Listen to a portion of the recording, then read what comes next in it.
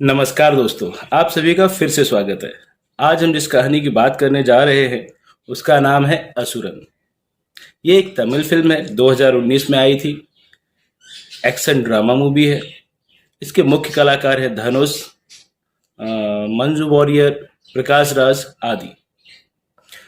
तो धनुष यानी कि शिवमणि एक गांव में रहता है, निम्न वर्ग से है, गरीब है।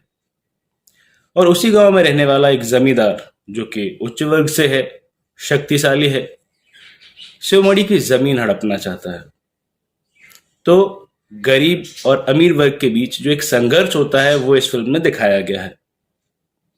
शिवमणि गरीब है, बहुत सीधा साधा है और वो हर एक बेइज्जती सहने को तैयार है, बस उसका परिवार सुरक्षित रह सके। एक बार वो अपने बेटे को बचाने के लिए जमींदार के कहने पर पूरे गांव के पैर छूता है। और शिवमणि के दोनों बेटे बहुत बहादुर हैं और उन्हें ये बात बिल्कुल अच्छी नहीं लगती कि उनके पिता बहुत कायर हैं। उनको ऐसा लगता है कि उनके पिताजी बहुत डरपोक हैं और वो कुछ नहीं कर सकते। ऐसा सीधा साधा व्यक्ति जब परिस्थितियों के अधीन होकर हथियार उठा लेता है, जब इस भोले भाले व्यक्ति के अंदर का असुर जाग जाता है, तो फिर कैसा तांडव होता है ये देखकर आपके रोंगटे खड़े हो जाएंगे। कहानी का विषय नया नहीं है, इस प्लॉट पर पहले भी कहानियां बन चुकी हैं, पर जिस प्रकार से कहानी लिखी गई है वो काबिले तारीफ है। एक बार जब ये फिल्म देखने लगते हैं आप, तो कहानी से जुड़ जाते हैं और अंत तक ये कहानी आपको बांधे रखती है। इस कहानी की सबसे बड़ी खासियत यह है कि इसे देखते हुए ऐसा लगता ही नहीं कि हम कोई कहानी देख रहे हैं। हम कहानी से जुड़ जाते हैं और हमें सारी घटनाएं वास्तविक लगने लगती हैं। इस कहानी का दूसरा प्लस पॉइंट यह है कि सभी कलाकारों ने बहुत जबरदस्त अभिनय किया है। ऐसा लगता ही नहीं है कि वो एक्टिंग कर रहे हैं। कहानी में सभी पात्रों ने इतनी नेचुरल एक्टिंग की है कि उनकी भावनाओं के साथ हम जुड़ जाते हैं। किसी पात्र पर हमें गुस्सा आने लगता है, नफरत होने लगती है, तो किसी पर दया आती है, किसी पर प्यार आने लगता है। और यही अभिनय की सफलता है। अगर हम धनुष के पात्र की बात करें तो ऐसा लगता ही नहीं कि एक ग्लैमरस हीरो है। गांव का सीधा साधा एक अधेड़ उम्र का किसान, उस पात्र में वो इतने घुस गए हैं कि हमें वो सब कुछ रियल लगता है। धनुष ने बहुत अच्छी एक्टिंग की है। धनुष के पात्र का गुस्सा, उसकी बेचारगी, उसका दर्द हमें अंदर तक महसूस होता है। अभिनय के साथ जो बैकग्राउंड स्कोर है, जो बैकग्राउंड म्यूजिक दिया गया है, वो बहुत अच्छा दिया गया है। वो कहानी के साथ साथ हमें बहाता ले जाता है और जो सीन है वो बैकग्राउंड म्यूजिक की वजह से इतने रियल बन पड़ते हैं कि हमें नहीं लगता कि हम फिल्म देख रहे हैं। ये बैकग्राउंड म्यूजिक की सफलता है। सिनेमेटोग्राफी की बात करें तो बहुत ही अच्छे शॉट लिए गए हैं, जैसे कि जंगल का दृश्य हो या खासकर जब वो जंगली सुअर को मारते हैं जो उनके खेत में घुस आता है। हम सांसें थाम लेते हैं जब वो सुअर की ओर बढ़ रहे होते हैं और इस प्रकार का पिक्चराइजेशन है कि हमें लगता है कि हम वहीं खड़े हैं।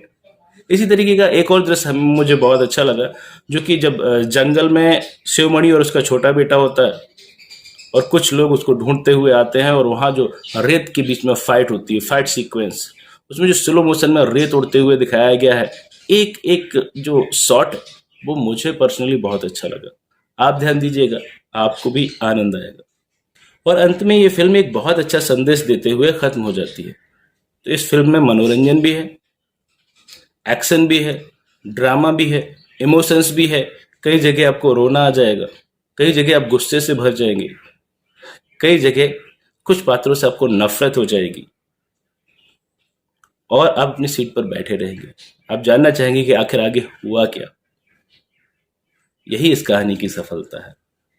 मुझे इस कहानी में कोई कमी नज़र नहीं आई जो कि मैं आपको बताऊं। पेरेंटल गाइडेंस की बात करें तो छोटे बच्चों के साथ ये फिल्म नहीं देखनी चाहिए, क्योंकि मार काट के, खून खराबे के कुछ सीन ऐसे हैं जो कि बच्चों को विचलित कर सकते हैं। तो बाकी एडल्ट सीन की बात करें तो ऐसा कोई दृश्य नहीं है जिसको कि मैं बोलूं अश्लील है या ऐसा है जो अप्रोप्रिएट है, परिवार के साथ ना देखा जा सके। अगर आप घर में सभी बड़े हैं तो परिवार के साथ ये फिल्म देखी जा सकती है। इसमें एक पिता की कहानी है जो अपने परिवार को सुरक्षित रखने के लिए कुछ भी करना चाहता है, कुछ भी करने को तैयार है। फिलहाल ये फिल्म YouTube पर अवेलेबल है हिंदी में, आप देखना चाहें तो देख सकते हैं। मैं इस फिल्म को दूंगा 9 स्टार आउट ऑफ 10। दोस्तों, अगर आपने ये फिल्म नहीं देखी है तो इस वीडियो को यही रोक दीजिए क्योंकि अब मैं आगे इस फिल्म की फिलॉसफी की बात करूंगा, जिसमें कि कहानी की भी बात हो सकती है, कुछ स्पॉइलर हो सकते हैं। और अगर आप जानना चाहते हैं कि फिलॉसफी क्या है, फिल्म देख चुके हैं, तो स्वागत है आपका। तो जानते हैं हम कि आखिर इस फिल्म की फिलॉसफी क्या है। आखिर कहानीकार के दिमाग में क्या रहा होगा जब उसने ये फिल्म लिखी। तो इस कहानी में दिखाया गया है कि जो जाति प्रथा है, हमारे प्राचीन भारत में उसकी बहुत बुराइयां रही हैं। निम्न वर्ग को अक्सर उच्च वर्ग के द्वारा या शक्तिशाली लोगों के द्वारा दबाया गया, उनके साथ बहुत बुरा व्यवहार किया गया। सामान्य जीवन जीना उनके लिए आसान नहीं था। दूसरे जो उच्च वर्ग है वो काफी शक्तिशाली रहा, जमींदार रहे, सरपंच रहे, मुखिया रहे, और उन्होंने कभी भी निम्न वर्ग को इंसान भी नहीं समझा, सामान्य से अधिकार भी देना उचित नहीं समझा। जैसे कि कई सारे दृश्य इस फिल्म में दिखाए गए हैं, जिनको देख करके आपको पता चलेगा कि किस प्रकार से जो शक्तिहीन है, जो पिछड़े हुए हैं, उनको शक्तिशाली लोग परेशान करते हैं और इवन छोटी छोटी खुशियों के लिए भी तरसा देते हैं, बहुत बेइज्जत करते हैं। ये सब इस फिल्म में दिखाया गया। पर अब परिस्थितियां बदल गई हैं। अब ये पुराना भारत नहीं रहा। आज डिजिटल इंडिया की बात होती है। गांव गांव तक डिश टीवी पहुंच चुकी है, गांव गांव तक इंटरनेट पहुंच चुका है, स्कूल खुल चुके हैं, शिक्षा का प्रचार प्रसार हो रहा है। तो अब पहले जैसी बात नहीं रही, बहुत सारी चीजें बदल चुकी हैं और आने वाले समय में शिक्षा के द्वारा, जागरूकता के द्वारा परिस्थितियों में और सुधार आने वाला है। और ये जो समस्याएं थी, ये समस्याएं उस प्रकार से नहीं रहेंगी। और उसका एक दूसरा कारण भी है, अब जमींदारी नहीं रही, वो शक्तिशाली जो पावर थी उच्च वर्ग के पास, वो भी नहीं रही। रिजर्वेशन उपलब्ध है, पिछड़े वर्ग की सीट आती है, महिला सीट आती है, यानी हर किसी को मौका मिलता है आगे बढ़ने का, हर किसी को शिक्षा पाने का अधिकार है। तो इसीलिए जो राइट टू इक्वलिटी है, जो समानता है, वो धीरे धीरे बढ़ती जा रही। और जैसे ही समानता बढ़ती जाएगी, जाति प्रथा की जो बुराइयां थी वो भी कम होती जाएंगी या फिर खत्म हो जाएगी, ऐसा मेरा मानना है। इस फिल्म में एक दूसरी फिलॉसफी भी है, जिसमें बताया गया है कि यदि आपके साथ कोई बुरा करता है और आप बदला लेने के लिए हथियार उठा लेते हैं, हत्या कर देते हैं, तो इसका परिणाम बहुत अच्छा नहीं हो सकता। आपको बहुत कुछ खोना पड़ सकता है। आपके पास जो है वो सब आपसे छीना जा सकता है, क्योंकि आप कानून हाथ में ले रहे हैं।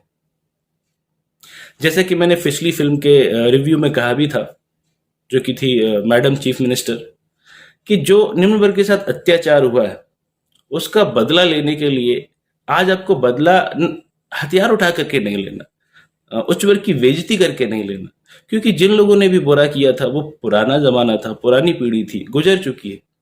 अब बहुत परिवर्तन आ गया है।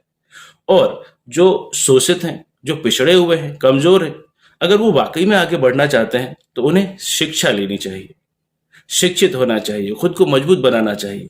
जैसे कि उदाहरण के तौर पर हम डॉक्टर भीमराव अंबेडकर को ले लेते हैं। उन्होंने समाज में बदलाव लाने के लिए कोई हथियार नहीं उठाए। अगर वो हथियार उठा लेते तो क्या होता, हो सकता है वो 2-4 जमींदारों की हत्या कर देते जो जनता का शोषण कर रहे थे, या ऐसे ही कुछ और लोगों की। पर क्या उससे समाज में परिवर्तन आता? उन्होंने शिक्षा ली, खुद को मजबूत किया और फिर समाज में परिवर्तन लाने का प्रयास किया और बहुत बड़े परिवर्तन लेकर के भी आए। यही ये कहानी हमें शिक्षा देती है। अंत में जो मुख्य कलाकार है, मुख्य पात्र है, वो अपने बेटे से यही कहता है कि बदला लेने का जो तरीका है वो हमेशा हथियार उठाना नहीं होता। क्योंकि जो हम गरीब हैं, निम्न वर्ग हैं, हो सकता है शक्तिशाली वर्ग हमारी जमीन हमसे छीन ले, हमारा पैसा हमसे छीन ले, लेकिन अगर हम शिक्षित हैं, हमने शिक्षा ली हुई है और शिक्षा से खुद को ताकतवर बनाया है, तो ये हमारी शिक्षा कोई नहीं छीन सकता। और सच्चा जो बदला है वो शिक्षा के द्वारा ही लिया जा सकता है। समाज में परिवर्तन शिक्षा के द्वारा ही आ सकता है, क्योंकि यदि सब बराबर होंगे, सब शिक्षित होंगे, तो इस प्रकार की परिस्थितियां नहीं बनेंगी कि हमें हथियार उठाना पड़े, किसी को बेइज्जत होना पड़े। तो ये फिल्म मुझे पर्सनली बहुत अच्छी लगी। मैं रिकमेंड करता हूं कि आपको जरूर देखनी चाहिए था। अगर आप देख चुके हैं तो मुझे बताइएगा कि आपको कैसी लगी। तो चलिए फिर मिलते हैं किसी और कहानी के साथ इसी चैनल पर। तब तक के लिए अपना ख्याल रखिए। अब और क्या कहूँ, मैं तो बेस्ट हूँ ही। अरे देख क्या रहे हो, लाइक करो, कमेंट करो, शेयर करो, सब्सक्राइब करो। ये वीडियो देखने के बाद 15 मिनट में 15 लोगों को फॉरवर्ड नहीं किया तो 15 दिन में 15 रुपए का नुकसान हो जाएगा। क्यों, समझे ना बांगड़ू?